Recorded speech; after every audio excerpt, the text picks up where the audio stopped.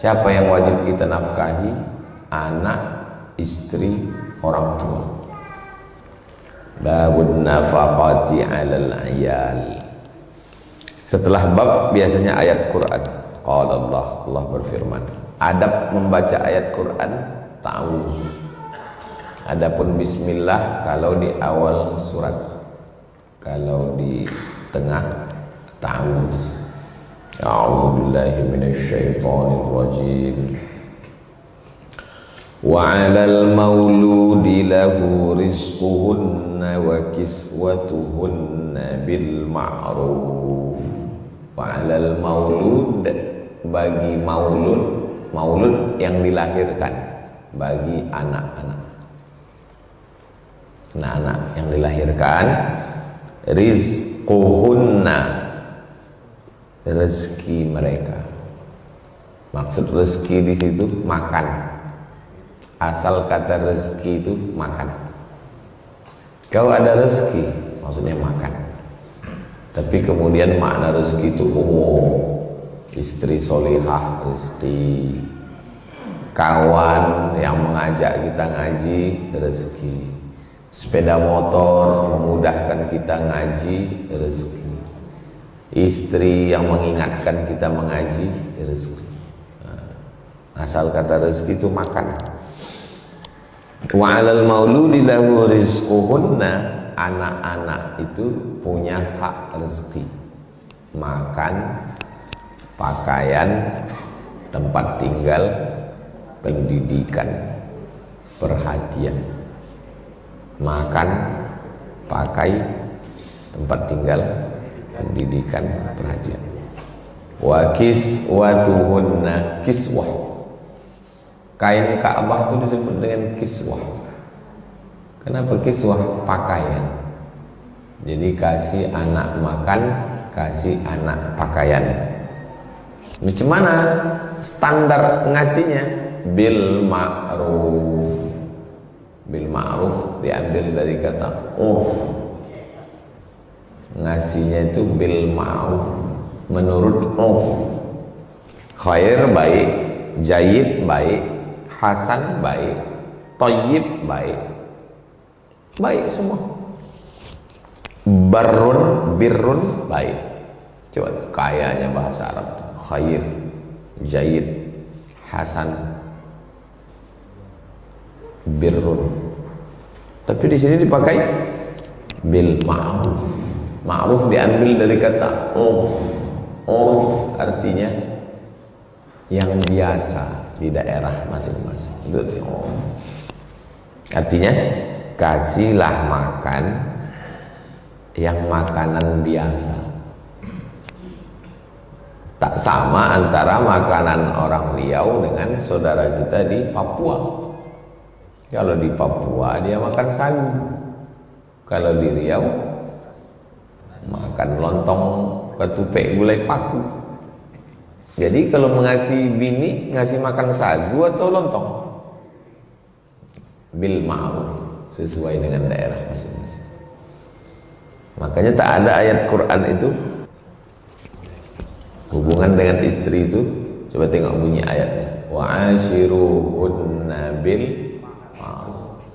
Pergaulilah istrimu itu bil ma'ruf. Kenapa tidak bil khair? Karena tak baik di satu tempat dengan tempat lain. Bil ma'ruf yang mengikut kita di sini. Pakaian pun begitu juga. Kasih dia pakaian yang baik bil ma'ruf. Nah, Islam yang pula ini diartikan bil ma'ruf. Adat di tempat kami rok mini, bukan gitu. Baik menurut syariat Islam dan baik menurut standar daerah. Ya kita di bumi Melayu kasih dia baju kurung. Baju kurung itu Islami itu. Longgar, tidak transparan, tidak kecil pinggang, baju panjang. Adatnya dapat, tradisinya dapat, Islamnya dapat. Surat Al-Baqarah 233. Wa qala ta'ala, firman Allah berikutnya. Liyunfiq dzu sa'atin, liyunfiq hendaklah memberikan nafkah, wajib. Zu sa'atin, zu punya, sa'atin lapang, zu sa'atin orang yang punya lapang rezeki. Jadi kalian suami-suami kalau lapang, kasihlah nafkah ke anak istri. Min sa'atih, dari kelapangannya itu kasih anak istri. Tapi tak semua suami ini lapang. Ada dia masanya sempit, masa susah. Wa man qudira alaihi, siapa yang disempitkan rezeki, siapa yang disempitkan rezekinya, rizquhu falyunfiq, maka hendaklah dia memberikan nafkah mimma atahullah, sesuai dengan apa yang dikasih Allah ke dia. Jadi tidak kaku, kau mesti memberi anakku setelah nikah nanti kau kasih dia 10 juta. Tak bisa begitu. Karena tak semua menantu PNS, tak semua menantu BUMN.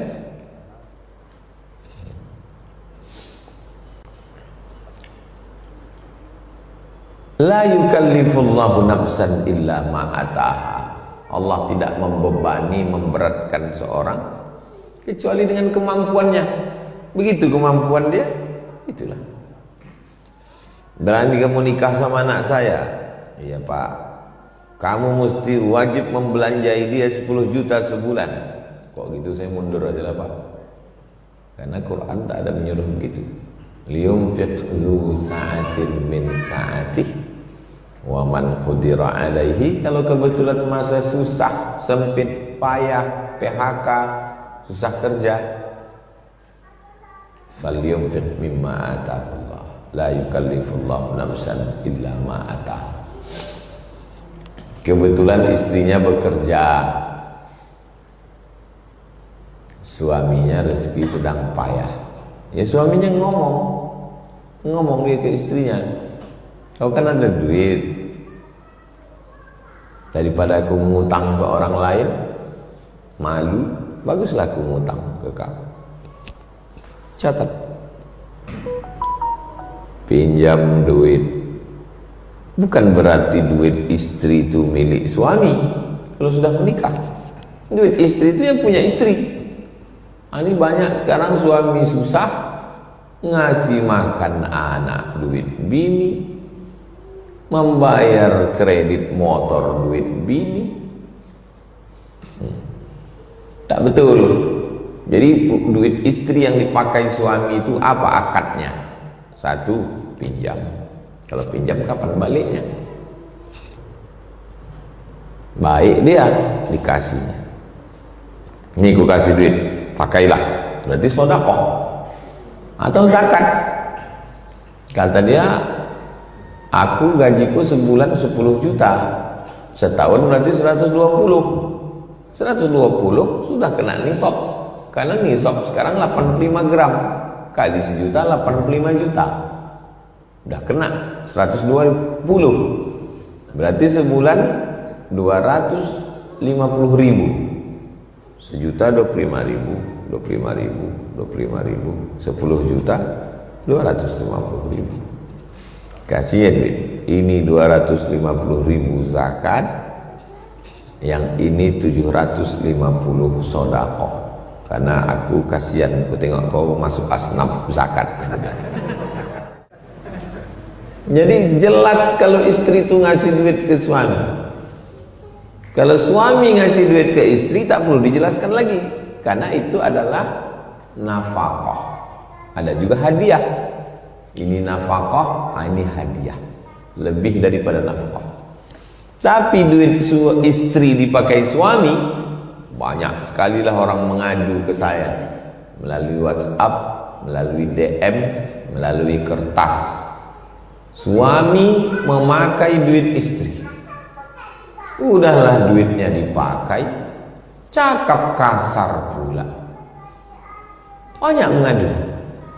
Cemanalah saya nih Pak Ustadz, duit saya dipakainya beli pinggan mangkuk saya, uang sekolah anak saya, cakap dia kasar. Saya bilang kau panggil wali, ayah, atuk, abang, adik, abang ayah, adik ayah, yang laki-laki. Panggil suami kau itu dikasih tahu, karena kalau tidak nanti dia,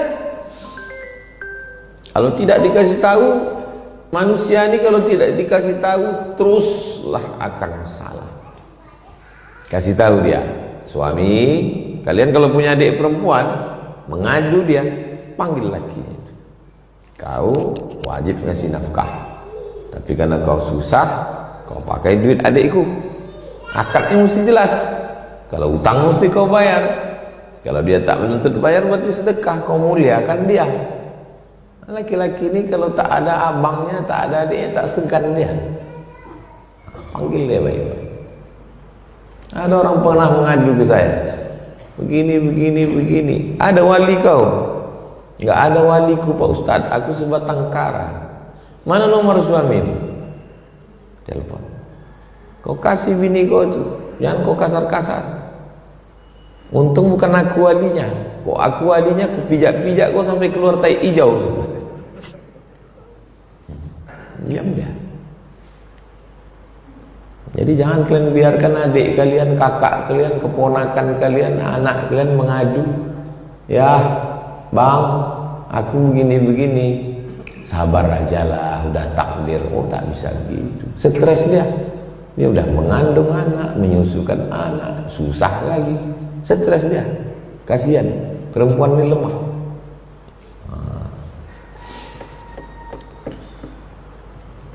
Surat At-Talaq ayat 7. Saba ayat 39, ayat ketiga. Wa ma anfaqatum min syai'in, apapun yang kalian nafkahkan, min syai', kecil, sekecil apapun nafkah yang kalian kasih, fahuwa yukhlifuh, Allah mengganti. Sekecil apapun yang kalian kasih, Allah mengganti. Dan Allah kalau mengganti bukan satu kasih satu. Allah kalau mengganti bukan satu kasih satu.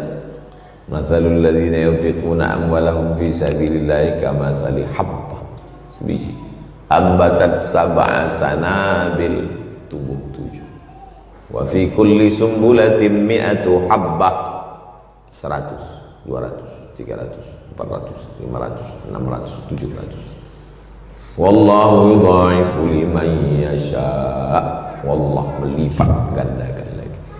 Allahu wasi'un alim, Allah mengganti lebih daripada itu semua.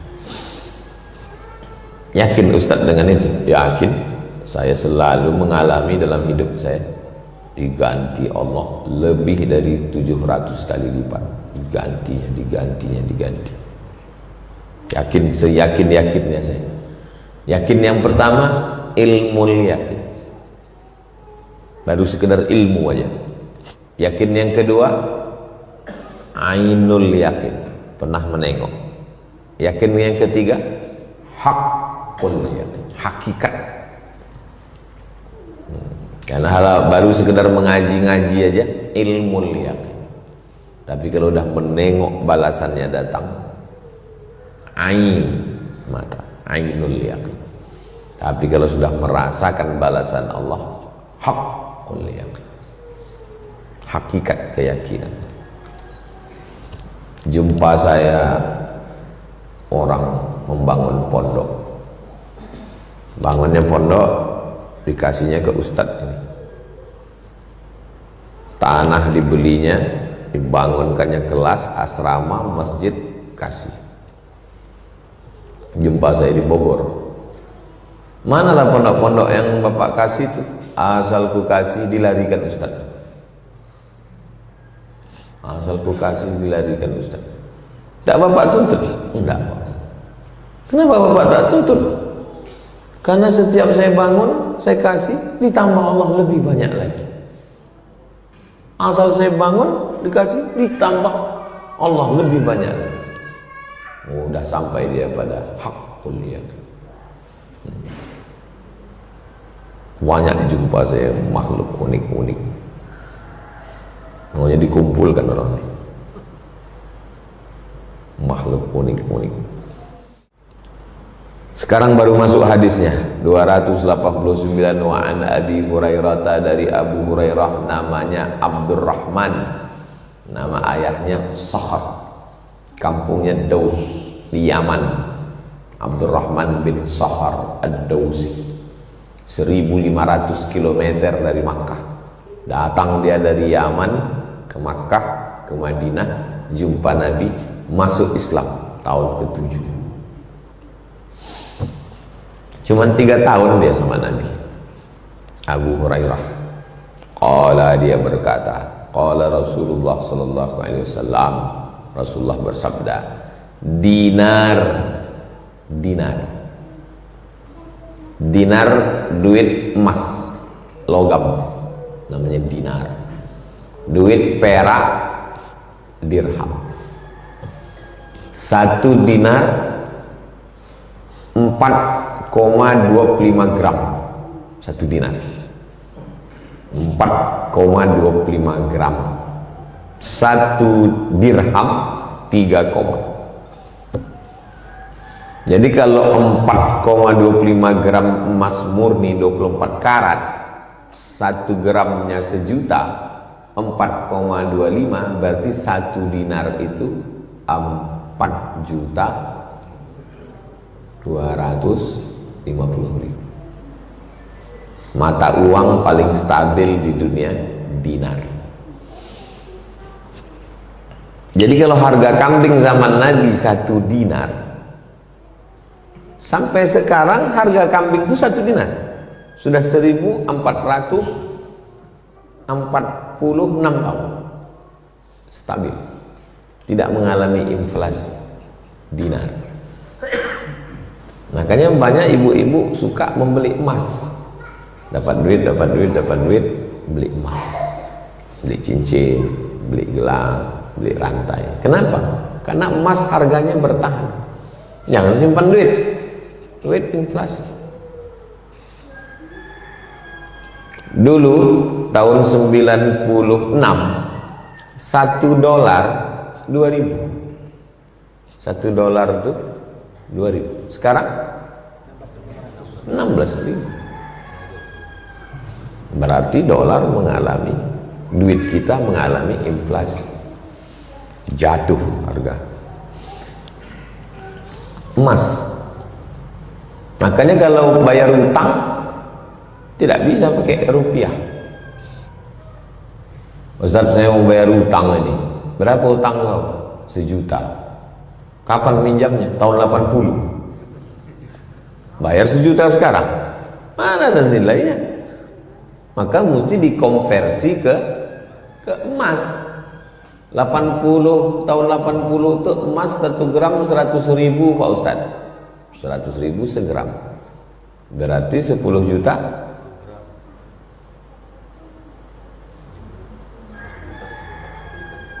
100.000 1 gram, 1 juta 10 gram, 10 juta 100 gram. Bayarnya sekarang 100 gram, cari antam 100 gram, 150 juta sekarang. Nggak bisa bayar, karena nilai duit itu tak ada, nilainya tak ada. Dinarun 1 dinar, anfaqtahu fi sabilillah, 1 dinar yang kau pakai untuk fisabilillah.